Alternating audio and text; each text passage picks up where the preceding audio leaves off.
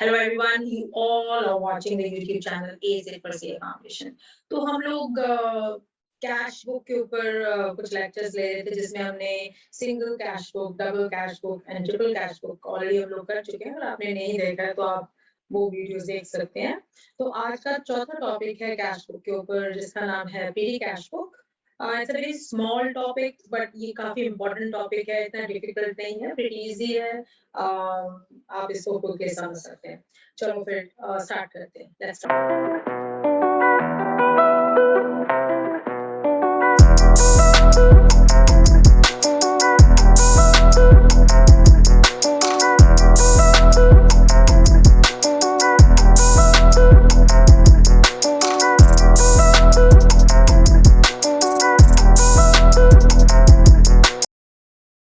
आज का जो टॉपिक है दैट इज पेडी कैश पढ़ेंगे। तो पेडी कैश होता क्या है? पेडी कैश बुक होता क्या है? तो इसी को मैं थोड़ा सा वेरी क्विकली एक्सप्लेन कर देते हैं, then we will go to the format. देखो, पेडी कैश का मतलब ये होता है कि स्मॉल काइंड ऑफ मनी या स्मॉल पेमेंट्स जो कैश बुक होती है। कैश बुक तो अंडरस्टैंडेबल आपको कि जो जो पेमेंट्स या रिसीट्स कैश से रिलेटेड है, that will go to the cash book. Same thing is petty cash book too. इसका मतलब भी सेम ही है कि जो ट्रांजैक्शंस कैश से रिलेटेड है वो ही पेडी कैश बुक में जाएंगी। तो ये तो वेरी मच है, बट स्मॉल पेमेंट, जैसे मान लिया कंपनी के अंदर आप लोग चाय वगैरह पीते हैं, वो पेमेंट्स हो गई, ठीक है। जहाँ कोई डिलीवरी, स्मॉल डिलीवरी है जो रेगुलर नहीं है, आउट ऑफ द वे हो, तो वो उसको पेमेंट करनी हो, तो आपने पेडी कैश में से निकाल के उसको पैसे दे दिए, ठीक है। वो सारे जो स्मॉल स्मॉल पेमेंट्स होते हैं उसे हम लोग पेडी कैश कहते हैं। उनको जो रीअकरिंग भी है ऑन अ मंथली बेसिस, पर वो स्मॉल है। अभी क्वेश्चन राइज होगा कि ये वाली जो ट्रांजैक्शंस हैं जो हम पेडी कैश बुक में करते हैं, वो हम लोग कैश बुक में क्यों नहीं करते फिर, ठीक है। जैसे कि सिंगल कैश बुक में हम लोग वो ट्रांजैक्शंस क्यों नहीं करते? ओनली रीजन इज क्योंकि ये जो छोटी छोटी पेमेंट्स हैं, जैसे चाय का खर्चा हो गया, छोटी छोटी डिलीवरीज का खर्चा हो गया, they're not that valuable first of all, and they're reoccurring too much to in a month, है ना। हर मंथली बेसिस पे बहुत ज्यादा होती हैं। अगर आप ये सारा उठा के कैश बुक में रखेंगे, पहला तो वो क्लटर हो जाएगा, उसकी जो वैल्यू है, जो हमने डाटा वगैरह रिट्रीव करना है लेटर ऑन की भी, कितना है कितना नहीं है, वो सारा जो है उसकी हम लोग जब इतना सारा डाटा देखेंगे तो कितना हार्ड हो जाएगा उसमें से ट्रू डाटा निकालना। तो जो इस तरह की जो ट्रांजैक्शंस होती हैं, इसीलिए इन्हें पेडी कैश बुक में रखा जाता है कि वी नो दैट कि they are recurring small small payments होती हैं, और इन्हें पेडी कैश बुक में ही रखा जाए rather then in the cash book. तो इसका कारण पेडी कैश बुक का ये है। दूसरा है कि पेडी कैश बुक देखो होती कैसी है। अब देखो, कैश बुक की जो तीनों कैश बुक हैं, चाहे वो सिंगल है, डबल है या ट्रिपल है, ये जो तीनों हैं, आजकल देखो सॉफ्टवेयर यूज होते हैं, कंप्यूटर सॉफ्टवेयर हैं, उनमें ये अवेलेबल होगी। इसका कोई मैनुअल रजिस्टर नहीं मेंटेन करता है, बट कंप्यूटर्स में पाई जाती है। जस्ट फॉर योर लॉजिक इसको आपको एक्सप्लेन किया जा रहा है। बट एक पीडी कैश ही है कि जिसको मैनुअली रखा जाता है, ये कंप्यूटर्स में नहीं होती, कंप्यूटर के सॉफ्टवेयर्स में नहीं होती। पेडी कैश हरदम मैनुअल एक रजिस्टर होता है जिसके अंदर होती है। अब इन रियलिटी ये रजिस्टर भी नहीं होता, ये लूज पेपर्स होते हैं जिसके ऊपर फॉर्मेट बना होता है। पेपर उसका थोड़ा सा मोटा होता है, और ये लूज लीफलेट, लूज जो पेपर्स हैं, ये एक पेडी कैश बुक का एक बॉक्स होता है जिसके अंदर हम लोग कैश रखते हैं, उसी के अंदर ये जो रजिस्टर जिसको हम बोल सकते हैं, वो उसके अंदर रखा होता है। तो हर पेज के ऊपर एक मंथ होगा, ठीक है। जैसे मान लिया मई मंथ है, उसके अंदर सारे 24 के एक्सपेंसेस होंगे, वो भर दिए जाएंगे। फॉर एग्जांपल, इसको मैं साथ साथ ये भी एक्सप्लेन करती हूँ। मान लिया एक हेड कैशियर है जिसने पेडी कैश बुक का जो मेंटेन रिस्पॉन्सिबिलिटी लेता है, ठीक है, उसको उसने 1000 रुपीज मई फर्स्ट को दे दिए फॉर एग्जाम्पल, ठीक है। अब जब वो मई फर्स्ट को देगा, फॉर मई के खर्चे के लिए देगा, पर उसने एडवांस में दे दिया। अब जब ये लोग एडवांस में हम लोग कोई भी मनी देते हैं, इसको हम लोग क्या कहते हैं? Impress system. तो इसी को क्या कहा जाता है? Impress system. और जो अमाउंट दी होती है, अगर 1000 दी है तो it will be impress amount.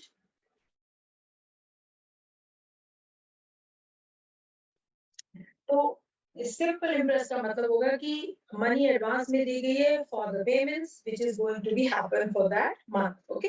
इसका मतलब सिर्फ यही है। तो इम्प्रेस सिस्टम को पेडी कैश में मोस्टली फॉलो किया जाता है कि एडवांस मनी एडवांस में दे दी जाती है और उस पेडी कैशियर को पेडी कैश बुक का जो कैशियर होगा and he is responsible now इस 1000 रुपीज के लिए। अब क्या होता है कि मई मंथ में जितने भी खर्चे होंगे, जैसे कोई 100 का हो गया, कोई 200 का हो गया, 300 का हो गया, ठीक है। अगर मई मंथ खत्म हो गया तो ये क्या हो गया, 600 हो गए, ठीक है। अब उसको दिया कितना था, 1000 दिए थे, पर खर्चा कितना हुआ for May month. So this is let's say for May month of May पूरा 600 रुपीज उसने खर्च कर दिया, तो बैलेंस कितना रहा, 400। उसके ऊपर अभी भी कैश पड़ी है 400 कैश, ठीक है। सो मई मंथ का जो खर्चा होगा 600, that is the expenses for the month, जिसकी जर्नल एंट्री की जाएगी, वो मैं बाद में आपको दिखाऊंगी कैसे करते हैं। बट इसको अंडरस्टैंड करो, इसका पूरा लॉजिक कि भी जो 600 है that will be an expense then, तो बाकी 400 cash will be forward to the next month, जो कि जून के लिए होगा। जून में 400 है प्लस अब उसको कितना दिया जाए कि 1000 फिर से हो जाए, कि भी हमको ये अमाउंट मेंटेन रखनी होती है, ठीक है। So 600 that will be 1000। So petty cash जो होगा उसको 600 रुपीज हेड कैशियर दे देगा again at the start of June month, और उसका फिर से टोटल 1000 हो जाएगा on June 1st and then again the payments for June will start. अच्छा, अब कोई क्वेश्चन ये कर सकता है कि मैम ये 1000 रुपीज कैसे डिसाइड होते हैं, हेड कैशियर डिसाइड करता है, कौन डिसाइड करता है कि भी 1000 ही है, हो सकता है 5000 भी हो सकते हैं, इट ऑल डिपेंड्स राइट। वो तो ऑर्गेनाइजेशन के ऊपर डिपेंड करेगा, वो स्मॉल है, बड़ी है, कितनी बड़ी है, ठीक है। जितनी बड़ी ज्यादा ऑर्गेनाइजेशन होगी अमाउंट भी टेक्निकली उतनी ही बड़ी होगी, जितनी स्मॉल ऑर्गेनाइजेशन होगी अमाउंट भी उतनी ही स्मॉल होती है। पर ये अमाउंट जो है टेक्निकली ये हेड कैशियर डिसाइड नहीं करता है, ये बजट से डिसाइड होती है। जब हम लोग बजट बनाते हैं कंपनी का, एक साल पहले बन जाता है फॉर श्योर, बट उसमें ये डिसाइडेड होता है कि जो पेडी कैश की अमाउंट है वो पूरे साल की इतनी होनी चाहिए and they divided by 12 months की भी पर मंथ जैसे लेट्स से 1000 रुपीस से ज्यादा नहीं होनी चाहिए। So it is already pre decided by the company through the budget कि भी आपकी पेडी कैश की अमाउंट कितनी होनी चाहिए। हेड कैशियर के ऊपर डिपेंड नहीं करता कि वो आज से चलो ठीक है 500 रुपए और ले लो, नेक्स्ट मंथ के लिए 1500 कर देते हैं, नो। So वो ये उसके पास पावर नहीं है, this only comes to the budget, budgets assigned by the owner of the organization कि ठीक है। हालांकि कंट्रोलर वगैरह जो अकाउंटिंग डिपार्टमेंट के होते हैं, they all maintain, but they have to get be agreed by the owner of the company as well, ठीक है कि हाँ भाई, क्योंकि एक्सपेंसेस पे बढ़ाने भी नहीं होते, कम करने होते हैं। अगर ज्यादा एक्सपेंस हो रहे हैं for no reason they want to cut those expenses, ठीक है।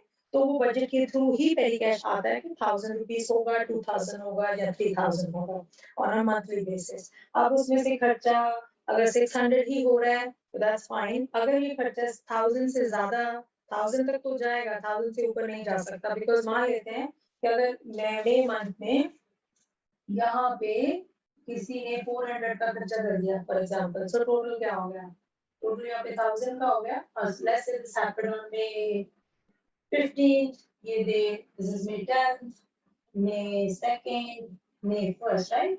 तो अभी भी जैसे 15 दिन बाकी हैं, अगर कोई आके खर्चा दिखाएगा कि भी ओके लेट्स से किसी ने खर्चा कर दिया ऑन May 25th 100, तो ये 100 उसको पेमेंट नहीं होगी उस मंथ के लिए, क्योंकि 1000 का जो वो उसका पेडी कैश का अमाउंट है वो कंप्लीट हो चुका है, they can pay that person.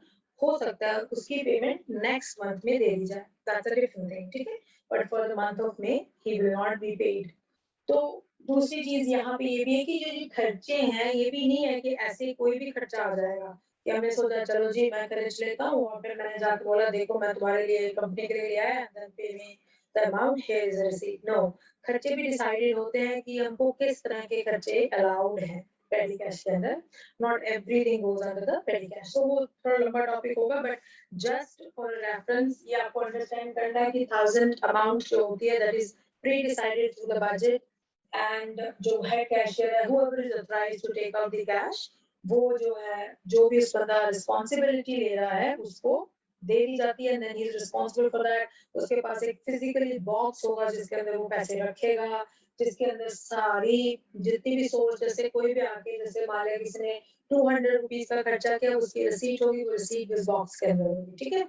और फिर क्या होता है eight the end of the month, जो पेरी कैशियर है वो इन सब की अमाउंट जो उसने लिखी हुई है plus this, he will end it up and he will go to his supervisor कि ये डन हो गया है May 31st को फॉर एग्जांपल। तो जो हेड कैशियर है वो वेरीफाई करेगा कि जो उसने लिखा है वो राइट है थ्रू द रिसीट्स आल्सो, कि भी जो रिसीट जितने की है वो वाकई सही है, क्योंकि हो सकता है कोई फ्रॉड कर दे यहाँ पे, ठीक है। हो सकता है वहाँ कोई रिसीट ही ना हो सकता है रिसीट 200 की हो, वहाँ पे 500 लिख दिया, 200 अपनी पॉकेट में डाल के घर चला जाए।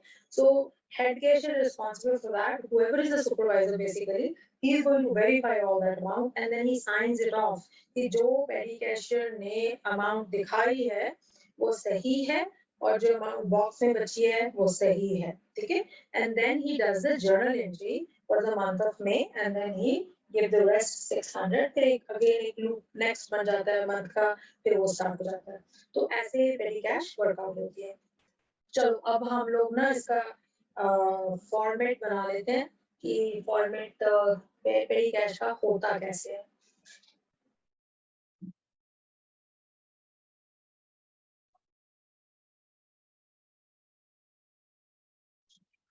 अब देखो पेरी कैश का जो फॉर्मेट है वो बहुत हद तक कैश बुक से मिलता जुलता है, ठीक है।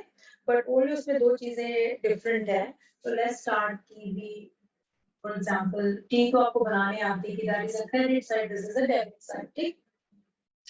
तो आपने देखा होगा कि डेबिट में हम लोग ये करते थे कि अगर सिंगल कैश बुक कर लें तो यहाँ पे अमाउंट होती थी, ठीक है। और यहाँ पे एक लेजर फोलियो होता था, यहाँ पे पर्टिकुलर्स होंगे आपके, यहाँ बोलते थे रिसीट या रिसीट, ठीक है। और इसके बाद होती थी आपकी डेट। तो ये होता था डेबिट साइड। अब क्या हो गया कि इन्होंने सेम चीज हमारी क्रेडिट साइड भी होती थी, इन्होंने पेरी कैश में जो डेबिट के इतने सारे एक्स्ट्रा कॉलम थे वो हटा दिए। उसका लॉजिक ये था कि देखो डेबिट तो एक ही एंट्री होती है मंथ में, जब हेड कैशियर पेरी कैश को कैशियर को अमाउंट देता है वही एक एंट्री करनी होती है। उसके बाद तो सारी एंट्रीज क्रेडिट की ही होती हैं, so we don't need basically too much of columns, ठीक है। तो उन्होंने क्या किया, इसी को क्रेडिट कर लिया और वहां पे एक छोटा सा डेबिट का कॉलम बना, that will be for the amount received by the petty cashier, तो वो यहाँ लिखेगा, ठीक है। बाकी की डेट पर्टिकुलर्स का जो कॉलम है वो शेयर करें, वो उससे शेयर करें। अच्छा, यहाँ पे सिर्फ लेजर फोलियो की जगह पे आपका इनवॉइस नंबर आ गया, जो भी कोई रिसीट बिल वगैरह कुछ भी लेके आएगा उसका नंबर यहाँ पे लिखा जाएगा, only that thing is changed, nothing else, ठीक। ओके, तो मान लेते हैं कि अगर सिंपल पेरी कैश है फिर तो ये होगा कि आपको अमाउंट मान लिया 1000 मिली on 2020 for example May 1st, तो आप बोलोगे कैश रिसीव्ड। अब आप इसको कैश रिसीव्ड भी लिख सकते हो, कई पेरी कैश में ये लिखा हुआ है कि टू कैश अकाउंट, ठीक है। और फिर वो लोग एक और कॉलम बनाते हैं that is the cash book ledger columns, right. आपके बुक्स में ये नहीं दिया हुआ है, so you don't need to worry about that, क्योंकि बेसिकली तो दे आर राइट कि भाई जो 1000 मनी आई है वो कैश से आई है, ठीक है।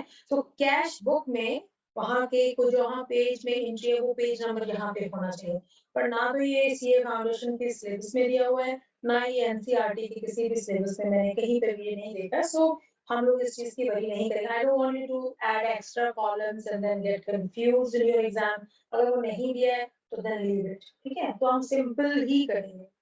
अच्छा, तो वो डेट होगी, पर्टिकुलर्स होगा, इनवॉइस नंबर, और यहाँ पे अमाउंट तो आएगा नहीं क्योंकि अमाउंट तुमने डेबिट साइड पे ली हुई है, तो दैट विल बी फाइन। तो ये एंट्री होगी आपकी डेबिट की। अब देखो सिंपल में तो ये चलता रहेगा। मान लिया सपोज आपने सेकंड को आपने रिफ्रेशमेंट ऑर्डर किया, ठीक है, रिफ्रेशमेंट ऑर्डर किया फॉर एग्जांपल 100 का, तो आपने 100 यहाँ लिख दिए, ठीक। अच्छा, पेरी कैश में अगर सिंपल पेरी कैश है तो you don't need to go beyond amount यहाँ पे जो भी इसका खर्चा होता है उसके बाद आपका जनरली इतना ही मेंटेन किया जाता है। पर अगर आपने एनालिसिस करनी है, आपका पेरी कैश थोड़ा बिग है, बड़ा है, आप एनालाइज करना चाहते हैं कि खर्चा कहाँ कहाँ कैसे कैसे हो रहा है, then what they do is कि उनकी 4 या 5 जो भी उनकी एक्स्ट्रा कॉलम्स हैं they will make that one two. तो जिसको जैसे पोस्टेज हो गया, ठीक है, ट्रांसपोर्टेशन हो गया, स्टेशनरी हो गई, चौथा मिसलेनियस। अच्छा, जो अकाउंट यहाँ लिखे जाते हैं ये आउट ऑफ द वे नहीं लिखे जाते कि अच्छा मेरा दिल क्या मैं पोस्टेज लिख लूं, मेरा दिल क्या मैं ट्रांसपोर्टेशन लिख लूं, नहीं। ये जो अकाउंट्स होते हैं बेसिकली अकाउंट ही रियल में होते हैं और लेजर्स में होते हैं, ठीक है। और ये अकाउंट वो होते हैं कि जो काफी रिकरिंग होते हैं, मतलब बहुत ज्यादा इसमें एक्टिविटी होती है, ट्रांजैक्शंस होती है फॉर द मंथ, तो उन 4 को या 5 को चुन लिया जाता है। अगर बाकी का कोई ऐसी एक्टिविटी पेरी कैश में हो जो once in a while rare होती है, तो फिर वो मिसलेनियस में आप इसको इंक्लूड कर देते हैं कि चलो, क्योंकि एक एक कितनी कितनी डिफरेंट हो सकती है, ठीक है। अगर 10 डिफरेंट काइंड की ऐसी ट्रांजैक्शंस हो गई तो आप 10 और एक्स्ट्रा कॉलम बनाओगे, तो उसको अवॉइड करने के लिए मिसलेनियस रखते हैं। बाकी के जो जैसे 3 है यहाँ पे मैंने शो किया, आप 4 भी कर सकते हैं, तो इसका मतलब ये है कि ये बहुत ज्यादा एक्टिविटीज की होती है, तो that's how they keep those. अब इनकी अकाउंट जो है मिसलेनियस का भी अकाउंट लेजर के अंदर होगा, तो वही अकाउंट यहाँ पे है। तो मान लिया रिफ्रेशमेंट 100 की है, मैं देखती हूँ वहाँ पे ना तो पोस्टेज रिफ्रेशमेंट के अंदर आती है, ट्रांसपोर्टेशन ना स्टेशनरी, सो मिसलेनियस में मैंने डाल दिया 100, ठीक है। इसी तरीके से लेट्स से ऑन में 5th को हमने कोई स्टैम्प्स खरीदी for the letters and all that, मान लिया मैंने वो 50 की खरीदी तो पोस्टेज में आ गया 50, ओके। मे 10th को for example T V ordered, right, तो फिर उसकी अमाउंट भी लेस से 50 हुई। अब टी का भी कुछ नहीं है तो मैं I will put it in the miscellaneous, वहां पे मैं डाल दूंगी। अच्छा, अब और ले लेते हैं, मैं 15th को पेन्स एंड पेंसिल्स ऑर्डर किए, ठीक है।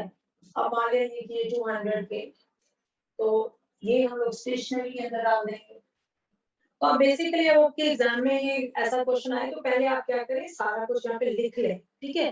फिर उसके बाद यू कैन फर्दर सेग्रीगेटेड की पोस्टेज के अंदर है या ट्रांसपोर्टेशन के अंदर है या स्टेशनरी के अंदर है, उससे एक आप फास्ट करेंगे और गलत नहीं करेंगे। ये मैं एक्सप्लेन करने के लिए आपको साइड में दे रही हूँ, ठीक है। और मैं लाइक लेट्स से 20th को फॉर एग्जांपल आपने टैक्सी का फेयर है कोई 500 ले लो, सो दिस इज 500, ठीक है। तो मान लिया ये इसके बाद में कोई एक्स्ट्रा नहीं हुई है ट्रांजैक्शन, तो इसके बाद में हम लोग क्या करेंगे। अच्छा, this is a May month, this is done, तो बेसिकली सिंपल है, इसको हम लोग जितनी भी अमाउंट्स हैं इसका टोटल कर लेंगे, ठीक है। सो this is 50, this is 500, this is 200, this is 150, और ये कितने हो जाएंगे 5 6 7 8 900। तो टोटल अमाउंट जो खर्चा हुआ है मे मंथ का वो 900 का खर्चा हुआ, और पोस्टेज कितने की है 50 की है, 500 ट्रांसपोर्टेशन हो गया टैक्सी का, स्टेशनरी 200 हो गई एंड मिसलेनियस 150 हो गया। अच्छा, ये मैंने एक जनरल वे में एक्सप्लेन किया है। इस यहाँ पे बहुत सारी ट्रांजैक्शन हो सकता है 10 ट्रांजैक्शन हो 20 ट्रांजैक्शन हो, तो आपको एज पर एग्जाम में जैसा वो क्वेश्चन आए वैसा करें, ठीक है। अच्छा, अब इसके बाद पेडी जो कैश होता है इसको भी हम लोग बैलेंस आउट करते हैं, क्योंकि देखो 1000 लिया था, 900 हमारा खर्च हो गया, ठीक है। अगर 900 इसमें से हम निकाल दें तो कितना रहता है, 100 बैलेंस है, ठीक है, 100 बैलेंस है। ये यहाँ पे करना नहीं है, मैंने सिर्फ एक्सप्लेन करने के लिए बताया। सो 100 अभी भी उसके पास कैश बची हुई है in the month of May, तो हम यहाँ पे क्या लिखेंगे 100 उसको हम 1000 करेंगे। अब जो 100 है that is what balance carry down, क्योंकि ये बचा amount we are going to use it for the next month which is June, तो बैलेंस कैरीड होगा और लास्ट डेट पे होगा, so that will be May 31st। यहाँ तक तो क्लियर है, ठीक है। अब क्या करना है, ये जो 100 हमने कैरी डाउन किया है नेक्स्ट मंथ जून में देखना नहीं है, तो मैं एक मिनट ये अमाउंट लिख दूं मैंने। पोस्टेज 50 के, तो मुझे आपको जर्नल एंट्रीज दिखानी है। 500 स्टेशनरी है, 200 miscellaneous, 100। ओके, इसको मैं रब कर देती हूँ, आई विल शो यू।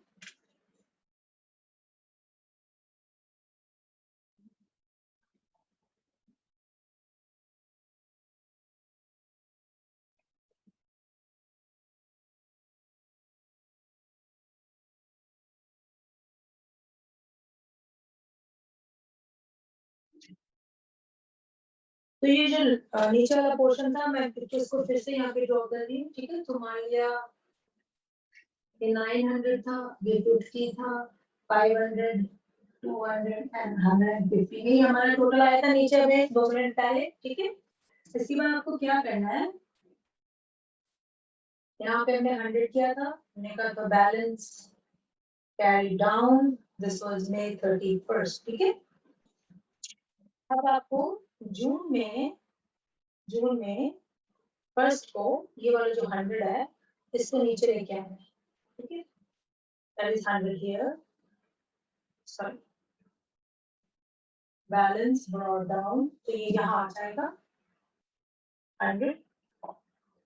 और अब head cashier, this is June 1st, तो जून 1st को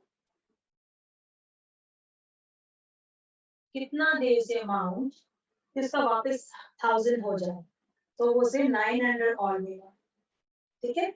सो ये पूरा 1000 बन जाएगा और यहाँ पे ये 1000 आएगा और ये 1000 यहाँ, ठीक है। So that becomes 1000 there.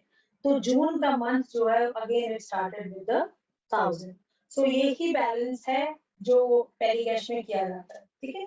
अब क्या होता है एंड ऑफ द मंथ में, कभी सारा कुछ पेरी कैशियर कर लेगा, फिर वो हेड कैशियर को देगा, हेड कैशियर इसके बाद क्या करेगा, इसकी फाइनल क्लोजिंग पेरी कैश की कैसे होती है, इसको मैं रख करती हूँ।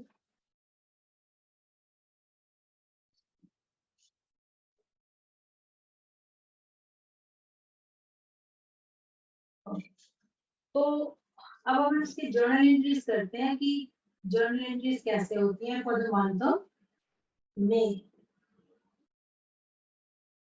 तो May 1st को जब उसे 1000 रुपीज कैश दी गई थी, तो एंट्री क्या होगी, तो पेरी कैश 1000, और कहाँ से दी थी, हमने कैश दी थी, तो कैश अकाउंट से जा रही है, so that will be cash.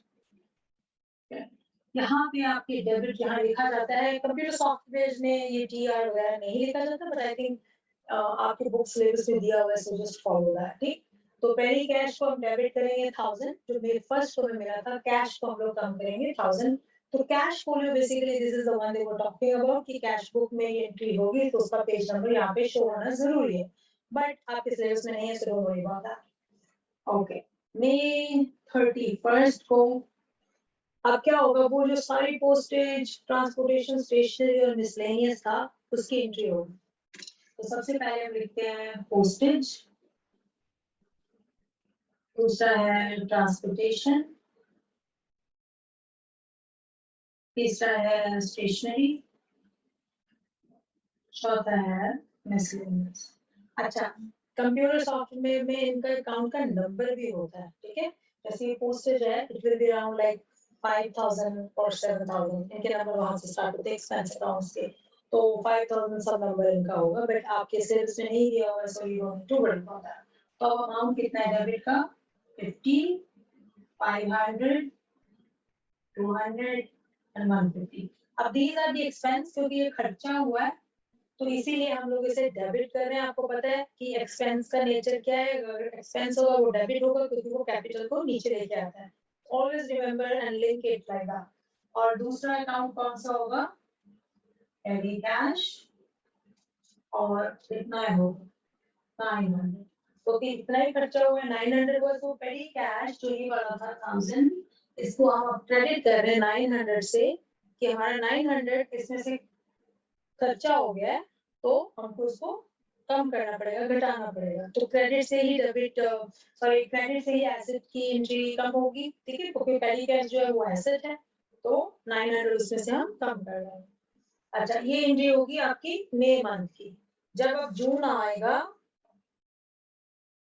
June first को 100 रुपीज उसमें बचा हुआ है, उसकी तो एंट्री की आपको कोई जरूरत नहीं है। अब उसको वापस कितना मिला है, 900 फिर से दिया था हेड कैशियर ने जून फर्स्ट को, ठीक है। So again you will say pedi cash 900। अच्छा, यहाँ पे मैं फिर से बोल जाती हूँ, डेबिट लगाना मत भूलना, ठीक है। एंड देन कैश कम हुआ, so cash will be 900. So this will be June 1st entry. Same entry ये वाली होगी, पर उसे अब 900 मिला है, तो 900 यहाँ पे लिख देंगे, 900 कैश कम। तो ये अकाउंट फिर इसके बाद में जर्नल एंट्री को पोस्ट कर दिया जाता है लेजर में। तो लेजर में अकाउंट्स पोस्टेज है, फिर उसमें 50 का एक्सपेंस दिखेगा, ट्रांसपोर्टेशन का 500 का एक्सपेंस दिखेगा। कहने का मतलब ये कि जो पेडी कैश है इनिशियली बुक्स में कंप्यूटर्स में कहीं पर भी नजर नहीं आएगी, पर जब हम इसको क्लोज करेंगे at the end of the month, तो ये जो एक्सपेंसेस हैं then they are being transferred to their own accounts, उसमें जाके वो सेटल डाउन हो जाएंगे। तो लेक्चर यहाँ पे डन है for pedi cash. I hope you like the lecture, और नेक्स्ट लेक्चर होगा परचेस बुक के ऊपर, सो स्टे ट्यून्ड।